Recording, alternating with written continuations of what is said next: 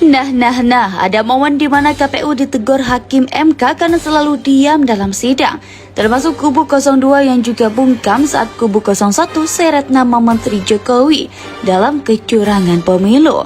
Mereka juga enggan serahkan nama-nama saksi karena takut diintimidasi Jokowi. Apakah benar ada menteri yang bersaksi untuk paslon 01 untuk ungkap kecurangan TSM pada pemilu kali ini? Nama Jokowi mereka sebut 50 kali dalam paparan keterlibatannya ciptakan kecurangan pemilu. Kalau KPU mah jelas bungkam, bisa mereka apa?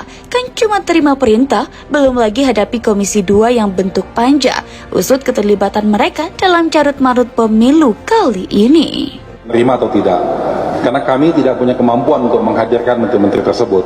Tapi ini hal yang penting sebetulnya untuk membuka cerita fakta sebenarnya bagaimana tentang misalnya Menteri Keuangan, penggunaan anggaran negara kita, bagaimana tentang Menteri Sosial, penyaluran bansos-bansos kita. Itu penting sekali sebetulnya supaya masyarakat tahu dan kita betul-betul bisa memahami secara utuh dan sehingga yang tadi kami sampaikan di awal tentang terjadinya pengkhianatan konstitusi, MK sebagai penjaga konstitusi kita dapat memberikan putusan yang seadil-adilnya.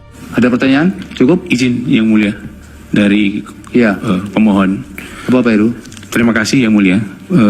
Berkenaan dengan penyampaian nama-nama saksi dan ahli Yang Mulia. Sesuai dengan jadwal yang ditetapkan, pemeriksaan pembuktian untuk pemohon 01 adalah hari Senin. Nah, sedangkan di dalam kalender nasional hari Jumat adalah hari libur Yang Mulia. Jadi mohon kiranya mendapatkan diskresi untuk menyerahkan daftar nama saksi dan ahli setidak-tidaknya di hari Sabtu gitu Yang Mulia. Iya, tapi nanti kalau melakukan aktivitas persidangan yudisial yang tidak di hari kerja, nanti juga ada persoalan Pak Heru. Besok. Kalau sekiranya nanti ada renvoi bisa disampaikan pada saat persidangan, jangan satu hari persidangan ketika itu hari libur. Nanti ada persoalan dengan keabsahan persidangan kita. Baik, karena begini Yang Mulia, mohon dipertimbangkan ketika kami menyerahkan daftar nama saksi, kemudian nama-nama saksi itu bocor keluar ke publik. Nah, kami khawatir saksi-saksi ini terintimidasi sehingga takut memberikan keterangan. Ya, itu pertimbangan. Percayakan kepada mahkamah. Iya. Insya Allah tidak bocor, kecuali Anda sendiri yang bocorkan. Dengan mendorong angket, mendorong Mahkamah Konstitusi itu menunjukkan bahwa 02 ingin agar dia menang secara legal sekaligus legitim.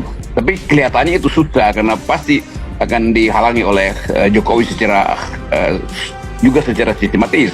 Karena itu menyangkut nasib dari anaknya tuh. Jadi sebetulnya karena ada Gibran di situ, maka Jokowi akan turun tangan untuk ngatur-ngatur lagi ke Mahkamah Konstitusi. Dan itu akan menaikkan tuntutan 01 dan 03 justru supaya pemilunya sekalian aja dibatalin tuh. Di belakang layar pasti ada upaya untuk negosiasi sebetulnya tuh. Tetapi kalau peristiwa-peristiwa negosiasi itu menunjukkan arah yang terlalu menguntungkan pihak 02, tentu 01, 03 udah dapat poin karena bagaimanapun persidangan udah dimulai dan opini publik akan berpihak pada 01, 03 tuh. Jadi keamanan dan kerahasiaan saksi-saksi kami, jadi kami mohon itu nama-nama bisa dimasukkan belakangan karena dari sekian banyak saksi kami sudah banyak yang mengundurkan diri karena mereka terutama di Jawa Tengah dan Jawa Timur. Mereka mengalami intimidasi, mereka mengalami kriminalisasi, dan itu terjadi. Faktanya bisa kita buktikan. Tapi alhamdulillah masih ada yang punya keberanian yang akan siap bersaksi. Negosiasi lebih baik to be or not to be. Lebih baik tanpa beban meminta supaya seluruh proses pemilu dibatalkan. Jadi tuntutan pihak pelapor 01, 02, 03 itu justru akan meningkat kualitas tuntutannya kalau negosiasinya makin tertutup. Negosiasi tertutup bila Jokowi tidak ingin membuka semacam percakapan dengan, atau Ibu Mega menolak percakapan dengan Megawati. Mungkin Nasdem udah bercakap-cakap dengan Pak Prabowo atau udah ada courtesy call dengan Anies. Tetapi poinnya kan adalah mampu nggak Jokowi mencari cara untuk meminta Ibu Mega supaya jangan terlalu galak. Nah kelihatannya nggak mungkin itu. Walaupun yang dituntut adalah Gibran, tetapi misalnya nih yang diminta adalah menghilangkan faktor Gibran bila pemilu ulang, tapi itu artinya menggerogoti kapasitas Jokowi untuk mengatur politik. Jadi Jokowi kira-kira hendak menghalangi itu supaya satu paket bahwa Mahkamah Konstitusi akan diatur supaya tidak mampu untuk membuktikan adanya atau tidak mampu memutuskan adanya kecurangan, lalu Jokowi punya kemampuan lebih untuk menekan Prabowo bahwa dia berhasil menghentikan proses hukum di Mahkamah Konstitusi. Karena itu sebaliknya dia minta supaya dia ikut mengatur isi kabinet Prabowo nanti.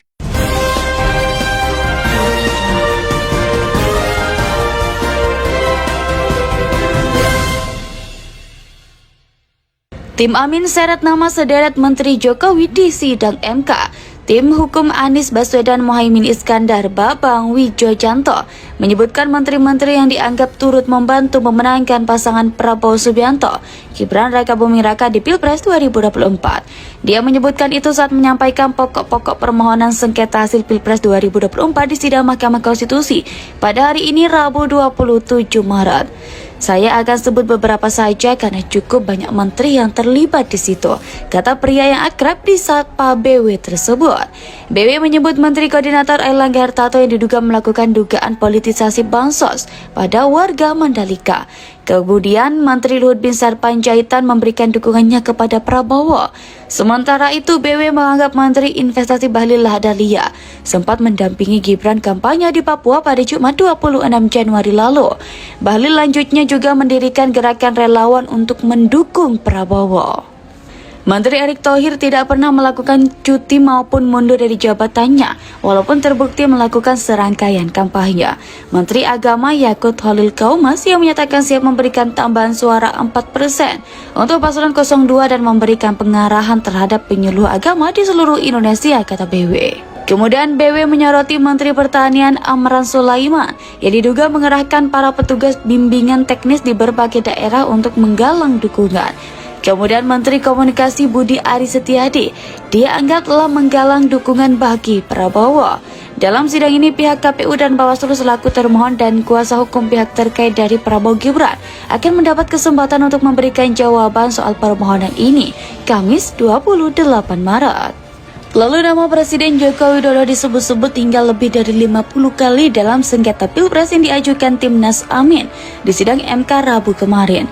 Nama Jokowi di-framing kuat oleh kubu Amin sebagai aktor besar yang mengintervensi serangkaian gelaran Pilpres 2024. Bambang Wijojanto mengingatkan bahwa Mahkamah Konstitusi bukan hanya pengadil terkait dengan sengketa selisih suara Pilpres, namun memiliki kewenangan yang jauh lebih besar dan fundamental menjaga kemurnian demokrasi dalam hal ini Pilpres 2024. Pengeran ASN, politisasi bansos dan penggunaan istana negara untuk kegiatan pertemuan koalisi partai pengusung Prabowo Gibran merupakan fakta yang paling jelas mengenai intervensi kekuasaan. Menunjuk Ketua Panitia Seleksi KPU dan Bawaslu yang merupakan anggota staf Presiden dan loyalitas Presiden Jokowi.